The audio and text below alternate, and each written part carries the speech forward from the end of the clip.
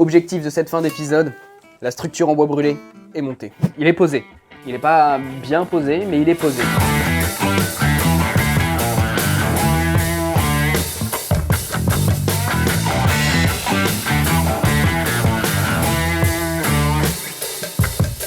Si tu veux suivre cette aventure, je t'invite à cliquer sur le bouton t'abonner et puis la petite cloche en face qui t'envoiera des notifications lorsque j'aurai produit cette vidéo. Bonjour à tous, c'est Alex, Atelier Bicole sur Instagram si tu veux suivre mes activités. Aujourd'hui, je continue l'aménagement de la Man Cave Garage, mon garage. Dans le précédent épisode, j'ai peint les murs en noir à un grand moment ou un long moment comme tu veux. C'était un petit peu fastidieux. Je t'invite à aller voir l'épisode si tu ne l'as pas encore regardé. J'ai laissé une partie blanche dans le fond. C'est pas un oubli, c'est pas par manque de peinture, c'est parce que va y avoir ce fameux caisson. Un caisson en bois avec un effet bois brûlé sur le devant, des planches en bois brûlé. Quoique c'est pas un effet, je vais vraiment brûler le bois. Avant de commencer le chantier, on va mettre un gros coup de propre ici, même si c'est moins le bordel que la dernière fois. Allez, go! Ok, c'est à peu près rangé. Suffisamment pour pouvoir faire le chantier. Quand je te dis que la pièce est humide, je déconne pas, hein. Regarde-moi ça. Et le volant, il commence même à moisir. Bon, si avec le volant, les ceintures de sécurité aussi, c'est un enfer. D'ailleurs, si t'entends un petit bruit comme quelqu'un qui pisse en arrière-plan, ça vient de là. C'est mes gouttières. Comment on va procéder? Structure rectangulaire, tout simplement. Je coupe mon chevron, je le visse. Je vais venir fixer mes chevrons avec des équerres. Ici, j'ai du 38 par 63. Et là, dehors, j'ai du 50 par 75. J'en mets un à chaque extrémité. Et puis un au milieu, histoire que ça se casse pas la gueule si jamais je charge ou si je mets du poids dessus. Trêve de blabla, on sort les outils. On est parti. Rappel, j'ai mis une peinture spéciale salle de bain et pièces humides. Et la condensation s'accumule sur la peinture. Là où sur les parpaings bruts, il n'y a pas de condensation, quoi. Le choix de la peinture spéciale pièces humides, peut-être pas le bon plan. Au moins, c'était poreux dans les deux sens. Peut-être installer une VMC dans le coin, moi. On va vérifier que ça fasse bien 2 mètres quand même. Finalement, la structure, elle fait pas 2 mètres par 2 mètres, elle fait 1,80 en hauteur par 2 mètres. Et comme tout autour de cette structure, je veux y mettre un bandeau LED qui permette de rétro-éclairer le caisson, donc qui va éclairer plus le mur que le caisson. Il faut que je me laisse un débord de 5 cm tout autour. Les 175 sont définis par le fait que les planches de bardage ne font pas 20 cm mais 17,5, donc j'en mets 10, ça va me faire 175. Et les 2 mètres de largeur sont définis par le fait que j'ai envie que ça fasse 2 mètres de largeur. Après mes calculs savants, ça fait qu'on doit avoir des morceaux de bois de 170 de haut. Et c'est tout.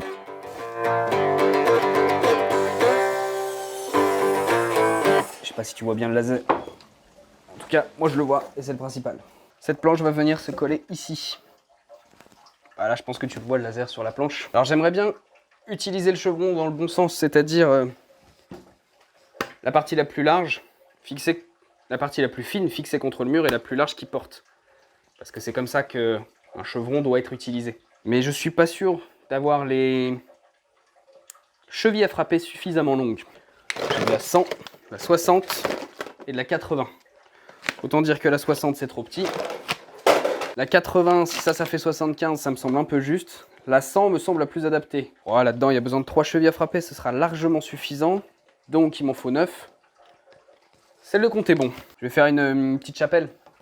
Un trou d'un forêt beaucoup plus gros, histoire de pouvoir les frapper et puis de prendre un contre-coup. Petit calcul mental. Étant donné qu'un chevron, ça fait 7,5, que je vais en mettre 2 pour faire un rectangle. Ça fait donc 7,5 plus 7,5, 15. Et qu'une planche fait 17,5, ça veut dire qu'il y a un jour de 3,5 cm entre les deux. Donc ça veut dire qu'il va falloir que je mette une... Ça va jamais marcher. Ça fait bien plus que 3,5 ça. Ça fait 4,5. On reprend tout. Je pourrais pas fixer ma structure de cette façon avec un autre chevron par là et un autre chevron comme ça. Donc je suis forcé et contraint d'utiliser le chevron dans sa partie la plus faible. Donc si ça fait 5, ça veut dire 5 et 5, 100.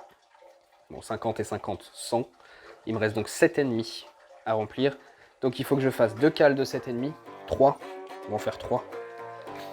3 cales de 7,5 et une de 160. 10. On est reparti.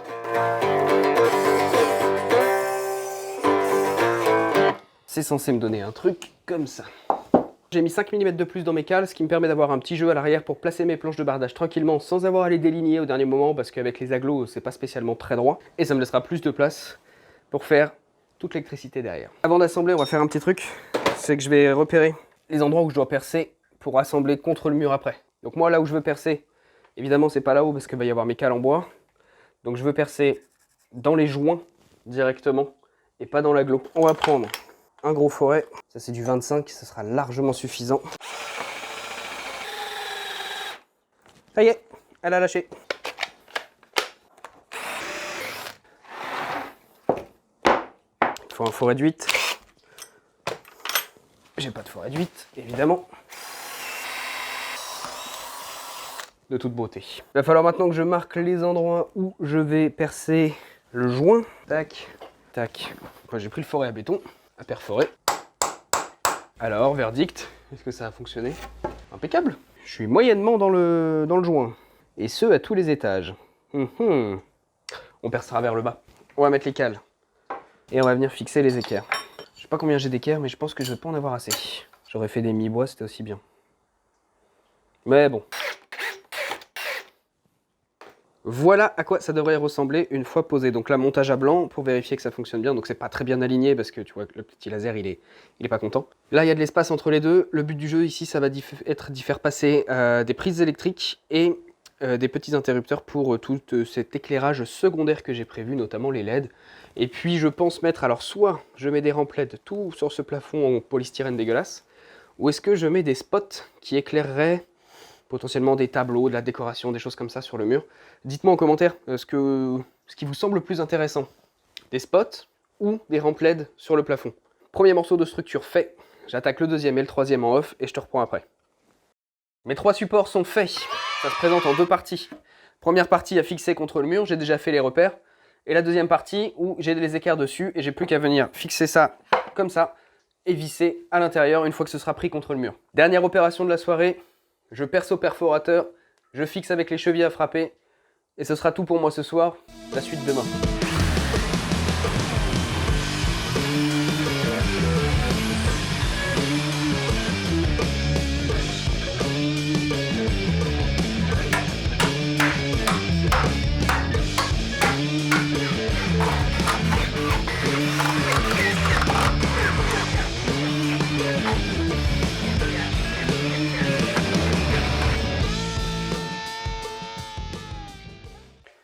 Coupe de cheveux pour 2023. Le petit mulet. Les 3 armatures sont maintenant fixées au mur. Je vais m'attaquer au revêtement. Pour le revêtement, j'ai choisi des planches de bardage. Bardage agricole, nettement moins cher que tout ce que tu peux trouver comme planches de bardage en grande surface. C'est du Douglas brut. Ensuite, pour le brûlage, j'ai une petite hésitation. Est-ce que je les brûle une par une ou est-ce que je les dispose toutes? Numéro 1 en bas, numéro 10 en haut. Et je brûle tout d'un coup pour avoir un brûlage homogène partout. Et peut-être que ça rendra mieux d'avoir un brûlage homogène que un brûlage planche par planche. Mais il faut que je me trouve un espace où je peux utiliser ce chalumeau de 2 mètres par 1,75. Et là, je sais pas si t'entends. Aucune envie d'aller faire ça dehors sous la flotte. En tout cas, l'avantage, c'est que depuis 4 mois, le bois a largement eu le temps de prendre la température de la pièce et surtout l'humidité de la pièce. C'est parti, je mesure tout ça et je coupe. Et je mesure 3 fois et je coupe qu'une fois. Parce que ça m'arrive régulièrement de couper un peu trop. Ça commence là-bas et ça finit là. Ça va être la merde à manœuvrer ça encore. Ah, t'as vu? Je suis fier de moi. La galerie de toit, je l'ai laissée là depuis l'aventure du petit rassemblement camping. C'est vachement bien, j'ai trouvé un espace de stockage supplémentaire. Bon, par contre, je pense qu'il faut pas trop que je la laisse parce qu'il paraît que l'humidité peut s'accumuler là-dessous et ça peut rouiller directement sur la carrosserie.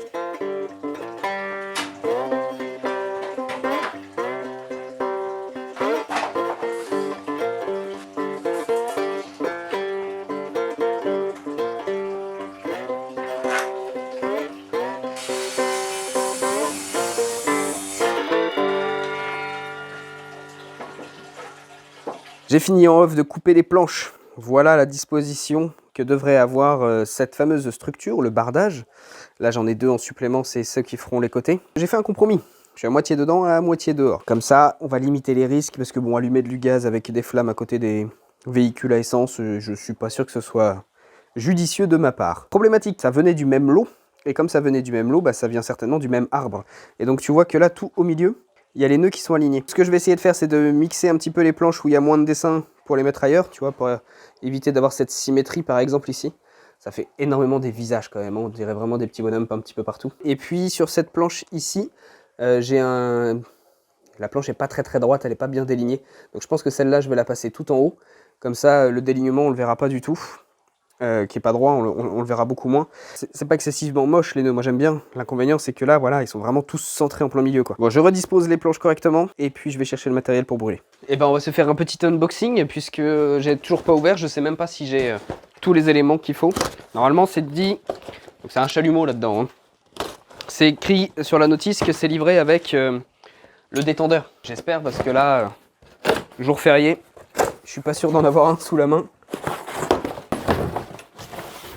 Yes, il y a le détendeur. De belles factures. Attention, ne pas le faire avec un cutter. J'ai encore tous mes doigts. Belle performance. Alors ça, tu le fous ça là-dedans. J'ai très rarement utilisé du gaz. Voire jamais utilisé de gaz. Est-ce qu'il y a besoin de mettre des joints là-dessus? Le détendeur sur la bouteille à la main. Et les trucs là, à la clé. C'est un pas de vis inversé ou je suis une brêle? C'est un pas de vis inversé. Et ça, il faut y mettre un coup de clé. 18. Ah, c'est du 19. Si le matos t'intéresse, je te mets tout en description. J'ai acheté ça sur internet. On va voir si ça explose. Et donc ça, ils ont dit à la main. Shit. Donc là, tu as un bouton on-off. Et là, j'ai le bouton on-off. Ça sent le gaz. Normal que ça bouge comme ça. C'est sûr qu'il faut le fermer que à la main. Ou alors, il faut avoir une force de bûcheron. Ça sent de moins en moins. Est-ce que c'est moi qui m'habitue à l'odeur? Ou est-ce que c'est le tuyau qui fuit de moins en moins? On va bouger le tuyau un peu. Oh papy! Je vais commencer par un petit test sur une chute. Voir ce que ça donne. Et si l'effet escompté est bon, j'attaque tout. Ah ouais, ça va être violent, hein.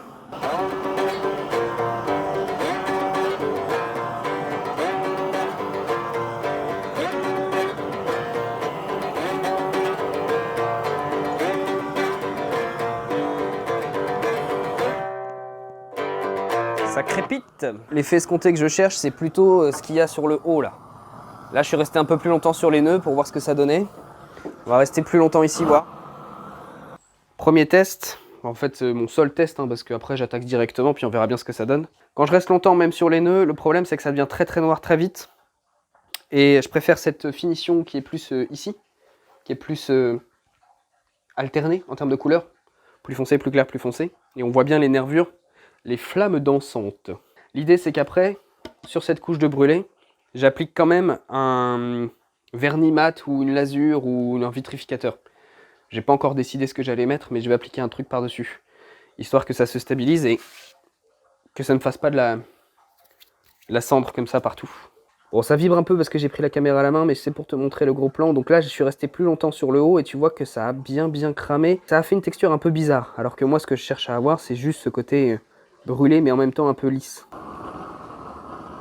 Je vais commencer par le haut pour revenir doucement vers l'arrière.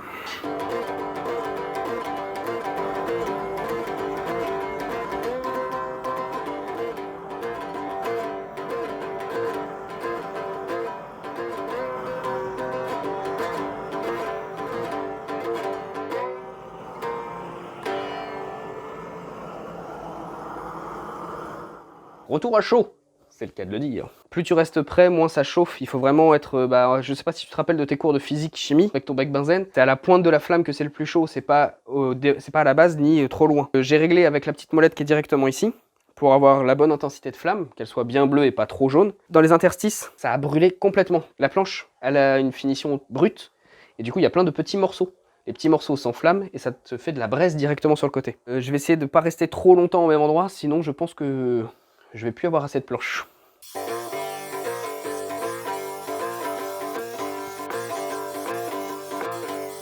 Bon, au moins la nuance entre les deux là, elle est nette, tu la vois bien. À l'écran ça rend presque mieux qu'en vrai. Je pense que je vais m'arrêter là, je vais pas aller plus loin dans la dans la teinte. Au niveau des nœuds, c'est un peu compliqué de brûler.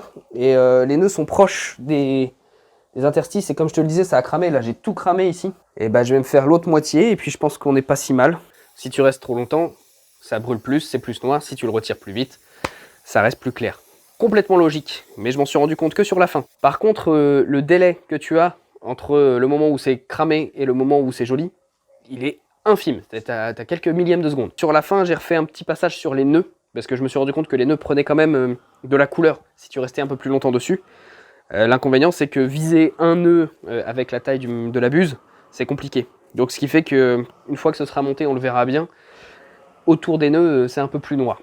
En vrai, le rendu me plaît énormément.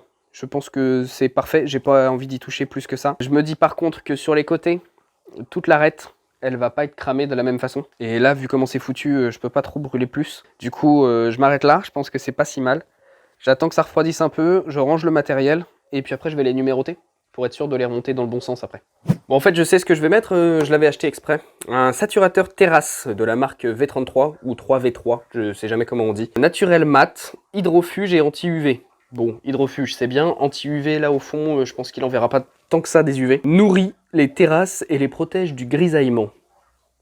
Ils sont noirs. 15 minutes entre les deux couches, donc je pense que je vais faire les deux couches là à la suite. Je te filme les deux premières et puis après, c'est la même chose pour les autres. Hein. J'applique ça au rouleau, puis je vais prendre directement dans le pot parce que de toute façon, c'est pour la même chose. Donc même si je remets du noir à l'intérieur, je m'en fous complètement.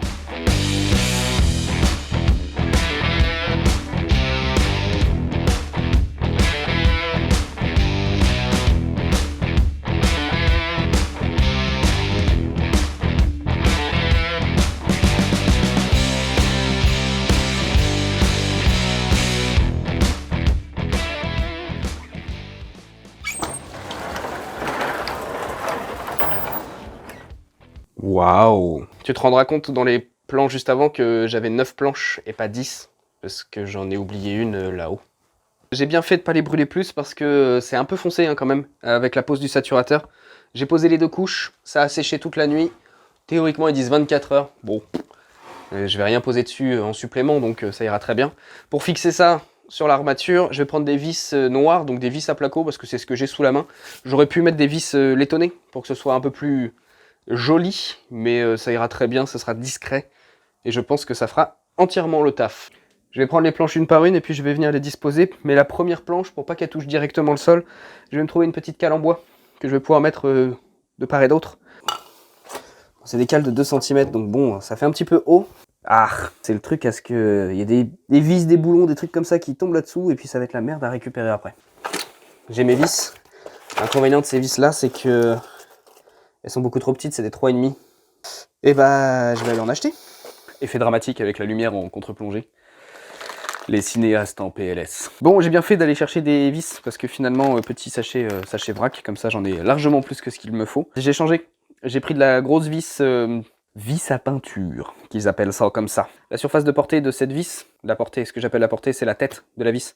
Elle est supérieure à juste une vis à placo, donc je pense qu'une fois que ce sera fixé là-dedans, ça tiendra bien. Et comme j'ai l'intention par la suite peut-être d'y mettre des étagères, ça évitera l'arrachement de la planche. Par contre, c'est du 6 de diamètre. Je vais peut-être pré-percer les planches et ça reste noir. Ça fait un petit effet rifté, donc c'est pas dégueulasse. Je pense que ça ira très très bien. Bon, bah je vais me faire un gabarit pour percer toutes mes planches au même endroit. Que ce soit pas trop dégueulasse, que tout soit bien aligné. Le monsieur, il centre sa planche. On a dit que ça dépassait de 5 cm. Donc je vais vérifier que de l'autre côté, ça dépasse de 5 cm. 5. L'idée, c'est que la distance entre cette vis-là, celle-là et la prochaine soit identique pour que ce soit esthétique. Donc il va falloir que je divise. Si j'en mets 2, ça fait 1, 2, 3, 4. Donc je divise par 4 et je mets au premier quart et au troisième quart. Bah non, ça marche pas. Je mets au deuxième quart. Non, parce que deuxième quart, ce serait la moitié. Ça fait 5 points. Ça fait 1, 2, 3. Je l'ai dit, je suis très mauvais en calcul. Il faut que je divise cette distance par 1, 2, 3, 4. Mais non, c'est pas possible. En général, à ce moment-là, je sors une feuille de papier et je fais des dessins. Une planche, une seconde planche. One eternity later. Là, il y a une distance. On va dire A, A, et là, c'est la moitié de A. Normalement, en maths, on met des X, on met pas des A. Ensuite, je fais mon petit gabarit, ou alors je fais juste des traces. Ou alors je fais juste des traces. C'est le chantier de la loose là, depuis le début, je fais que des trucs à l'arrache et c'est compliqué. J'ai remesuré toutes mes planches. Et les planches de bardage, elles font pas 17,5, elles font entre 17 et 17,3. Donc soit je suis parti en tête depuis le début avec 17,5, soit au moment où j'ai brûlé, le bois s'est rétracté, ou où j'ai cramé un petit peu trop les bords, et donc du coup les codes sont plus exacts. Dans tous les cas, j'ai refait les calculs. Maintenant, je tombe sur du 4,25, 8,5, 4,25, ce qui semble logique maintenant que j'ai dessiné et fait mon petit plan, mais sur le moment, c'était pas si logique. Je vais les remesurer à chaque fois, et je vais percer à chaque fois. Ça va prendre beaucoup plus de temps, mais ce sera plus propre au final.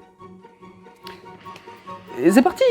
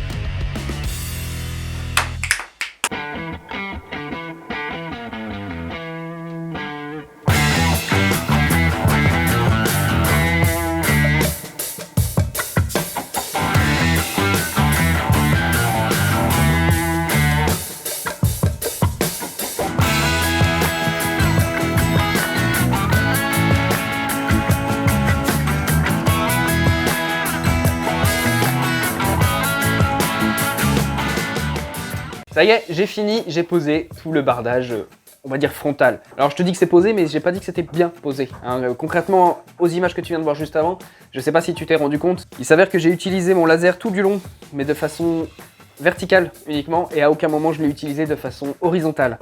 Ce qui fait qu'il y a un décalage, certainement, dû à la dalle béton, qui n'est pas droite puisque c'est moi qui l'ai faite. Il y a 2 cm entre la distance du plafond et le bardage de ce côté-là et de ce côté-là. Le pire, c'est pas forcément ici, c'est la différence entre le mur et le bardage en haut et le mur et le bardage en bas.